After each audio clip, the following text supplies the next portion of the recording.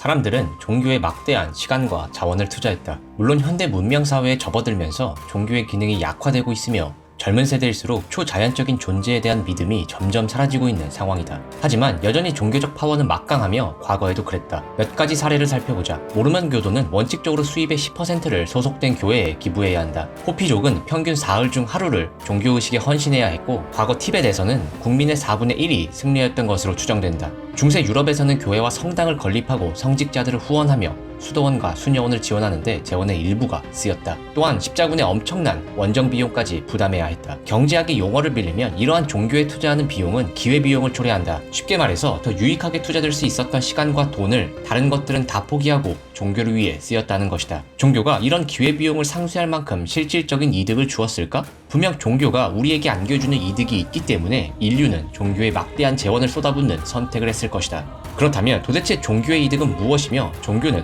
어떻게 기능하는 것일까?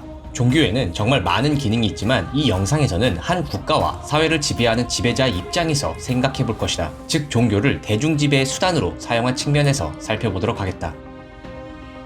첫 번째 종교의 특징은 신도들에게 이방인에 대한 도덕적인 행동 규범을 강요했다는 점이다. 이를 이해하기 위해서는 법이라는 강력한 제재 수단이 없는 초창기 사회의 모습을 상상해 볼 필요가 있다. 무리 사회나 부족 사회와 같은 소규모 사회에서는 구성원이 수십 명 혹은 수백 명에 불과하기 때문에 모두가 서로 아는 사이이고 상대의 인간관계까지 알고 지냈다. 이런 소규모 사회의 장점은 당신이 어떤 부족민과 다툰다면 모든 부족민이 당신이나 상대방을 알고 있기 때문에 싸움을 말릴 것이다. 하지만 사회가 커져서 부족 사회가 군장 사회로 발전하여 인구수가 수천 명에 이르면 상황은 다르게 흘러간다.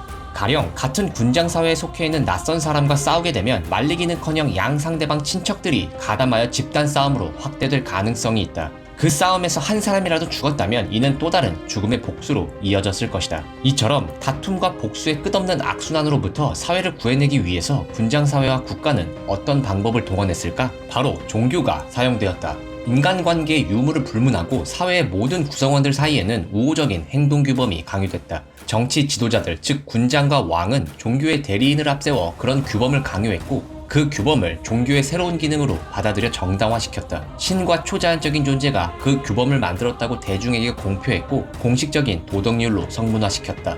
그리스도교의 10계명이 대표적인 예이다. 사회 구성원들은 어린 시절부터 이런 종교적 행동 규범을 따르도록 교육받았고 규범을 위반하면 신의 뜻을 위반한 것이기 때문에 엄한 벌로 다스려졌다. 이런 종교의 기능 덕분에 사람들은 대규모 사회에서 번질나게 마주치는 낯선 사람과도 사이좋게 더불어 살 수 있었다. 관점에 따라 종교의 이런 역할들은 사회적 화합을 촉진한다는 점에서 긍정적으로 해석되기도 했고 지배계급의 대중 착취라는 점에서 부정적으로 해석되기도 했다. 어쨌든 정치 지도자 입장에서는 사회 질서를 이룰 수 있었다는 점에서 종교는 좋은 수단이었다.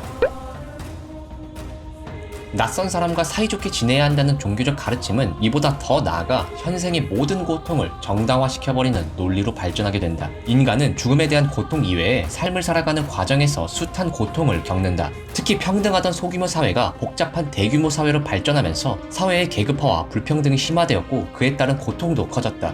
왕과 귀족, 상류층과 부자들은 다수를 이루는 가난한 농부들과 노동자들을 지배했다. 주변 사람들이 모두 가난하고 고통받는다면 불공평하다고 느낄 이유도 없었을 것이다. 그러나 일부가 당신보다 훨씬 안락한 삶을 누리며 당신을 지배한다면 마음속에서 끓어오르는 우라통을 누군가는 위로해줘야 한다.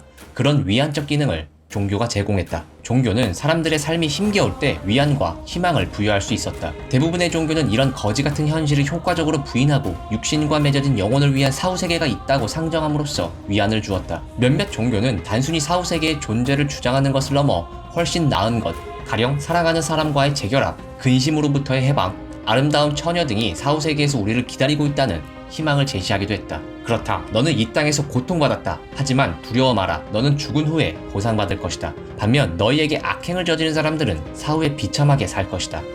정치 지도자들은 이러한 논리를 대중들을 지배하는 수단으로 활용했다.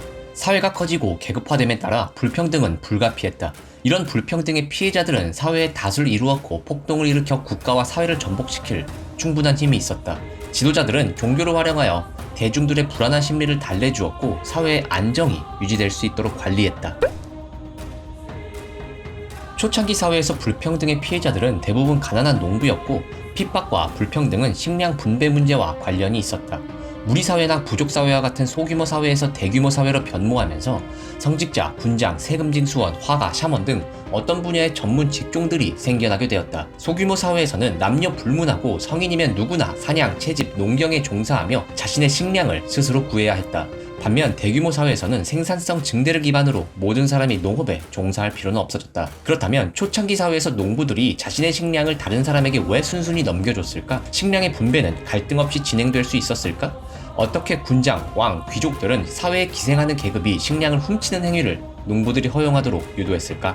이 이슈는 민주사회의 시민인 우리에게도 매우 익숙한 문제이다. 선거 때마다 우리는 지난 선거 이후로 현직 의원이 나라 돈에서 두둑한 보수를 받을 만한 일을 했는가라는 똑같은 의문을 품는다.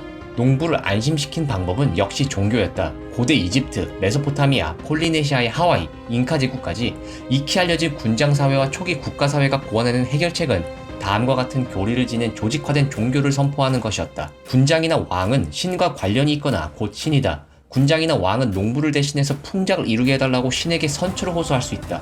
또 군장이나 왕은 도로와 관계수로와 창고 등 모두에게 이로운 공공시설을 건설하는 데 이바지한다. 농부들은 이런 혜택을 누리는 대가로 군장과 성직자 및 세금징수원을 먹여 살려야 한다. 상식적으로 종교는 이성적인 사고로 접근하는 행위가 아니다. 초자연적인 힘의 근원인 신과 관련된 비이성적인 행위이다. 이런 특징이 종교의 허점이 될 수 있는데 아무리 초기 사회의 사람이라 하더라도 눈에 보이지도 않는 대상을 쉽게 믿지는 않았을 것이다. 이를 해결하기 위해 종교는 규격화와 조직화를 이루기 위해 노력했다. 어떤 종교의 종파든 그 종파에 속한 성전들은 규격화된 경전, 의식 순서, 미술과 음악, 건축, 의상을 사용한다. 따라서 LA에서 자란 가톨릭 신자가 뉴욕에서 일요 미사에 참석해도 낯설지 않은 기분을 느낄 수 있다. 이렇게 종교가 규격화, 조직화되면서 중앙 집권화된 까닭에 종교적 파워는 더욱 강해졌고 대중에 대한 설득력 또한 막강해졌다. 농부들은 이런 종교적 파워에 설득당했다. 규격화된 신전에서 행해지는 규격화된 의례들이 농부들에게 종교적 교리를 가르쳤고 농부들은 군장과 군장의 신하들에게 순종하게 되었다. 본인의 농작물을 신의 대리인인 군장과 왕에게 순순히 내주었던 것이다. 실제로 칼 마르크스는 종교를 인민의 아편이라고 정의했고 민중계급을 억압하는 수단으로 보았다. 예나 지금이나 권력을 가진 자와 지배를 당하는 자의 작동 메커니즘은 유사하다라는 생각이 든다. 조직적이고 체계화된 단체는 신뢰도가 생기고 그 단체로부터의 수직적 명령체계는 대중들의 마음을 사로잡는 충분한 능력을 갖추게 된다. 초창기 사회에선 종교적 교리를 통해 대중을 지배했다면 요즘에 체계화된 언론 조직과 정부 조직이 그 기능을 대체하고 있는 것 같다. 이유가 무엇이든 간에 그것이 사회 질서 유지이든 시민의 심리적 위안이든 세금 징수의 정당화든 대중을 통제하고자 하는 지배자들의 욕구는 예나 지금이나 변함없는 것 같다. 이런 메커니즘을 개혁하는 일이 현실적으로 쉽지 않다면 최소한 개돼지가 되지 않기 위해서 항상 비판적 사고를 겸비하고 그들의 저의가 무엇인지 끊임없이 고민하는 것이 민주사회에서 우리의 역할은 아닐까라는 생각도 해보게 된다.